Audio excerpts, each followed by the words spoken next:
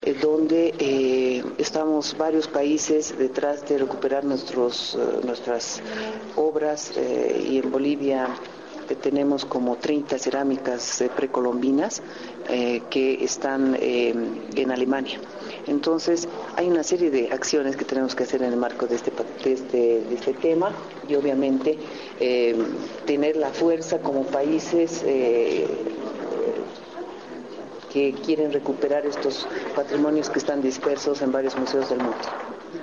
Les pasillo para hacer una pregunta, por favor, muy vinculada a la temática de cultura. Mire, y usted como parte del gabinete ministro, en el artículo 8 de la Declaración de las Naciones Unidas para los Derechos de los Pueblos Indígenas, se sostiene que los pueblos y las personas indígenas tienen derecho a no sufrir asimilación forzada con la destrucción de su cultura.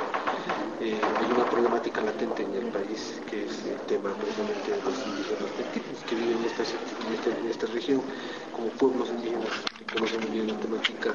¿De qué manera podría tener algún impacto o qué política preventiva se está tomando a partir de ese tema? Que yo creo que usted, ministro, lo ha puesto seguramente también en consideración del propio gabinete.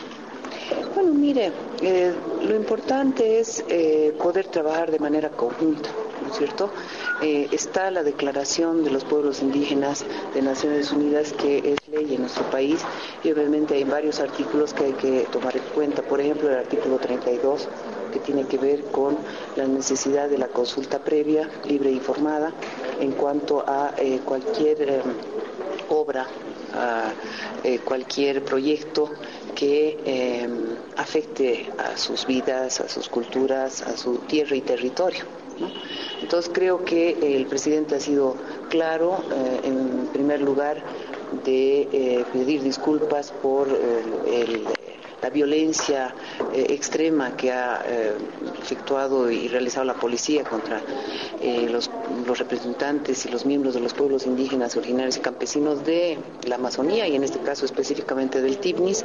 Segundo, que se quiere escuchar las propuestas para realmente garantizar que se haga una consulta previa, como dice el artículo 32 de la Declaración de los Pueblos Indígenas, y obviamente con la metodología que se acuerde de manera conjunta, ¿no? Porque obviamente no se trata solamente de pasar por ahí, sino que tiene que haber una metodología clara de que se registra toda la gente que está en el territorio, que implica además entre 55 a 65 kilómetros, que son el corazón del Tibnis, ¿no?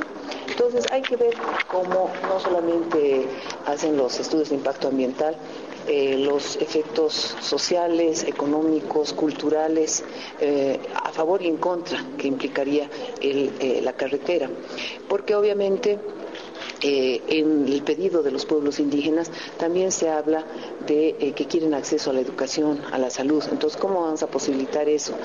A partir de obviamente de una vinculación también caminera o de una infraestructura que los lleve o nos lleve al Estado a llegar con estos servicios que debe brindar a la población. En todo caso, este es un tema que hay que hacerlo de manera conjunta y obviamente respetando lo que decidan los pueblos indígenas que habitan la zona, porque de eso se trata, o sea, es consultar a la gente que vive ahí en el corazón del Tibnis y que se van a ver afectados para bien o para mal con esta obra. Se ha puesto posteriormente el paradigma en definitiva de desarrollo, o sea, lo que se entiende por desarrollo. ¿Usted cómo visualiza este tema? O sea, es decir, de armonizar el desarrollo que actualmente se tiene a nivel tecnológico, incluso de acceso a la propia ruta caminera, con la preservación de la naturaleza y de la misma cultura de estos pueblos, que muchas veces la población no tiene mucha idea de qué es el Tibnis o cuántos pueblos inclusive existen alrededor del Tibnis. Evidentemente tiene que haber una armonía, como dicen nuestros principios, hay que vivir bien en armonía con la naturaleza o con la madre tierra. Y en ese sentido, el vivir bien también implica atender la pobreza en la cual viven muchos pueblos indígenas, la situación de desnutrición, de elevadas tasas de mortalidad materna, de cantidad de hijos e hijas que sobrepasa los 8 o 9 hijos por mujer en muchos casos, con embarazos adolescentes jóvenes, con enfermedades de transmisión sexual, con analfabetismo, con problemas de justamente no acceso a lo que es educación, salud, y también elementos que hacen a preservar sus culturas. Por ejemplo, el registro, catalogación de una serie de danzas, manifestaciones culturales, vestimenta y todo lo que tiene que ver con sus formas de vida.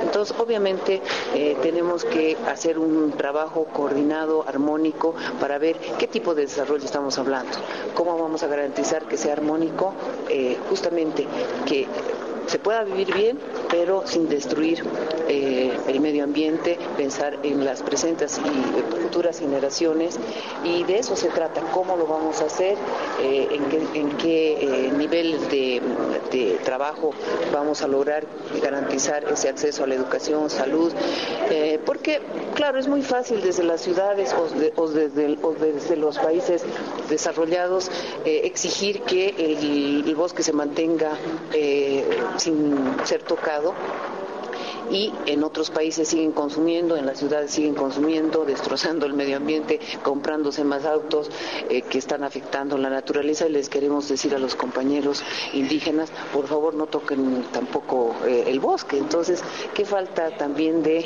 consideración?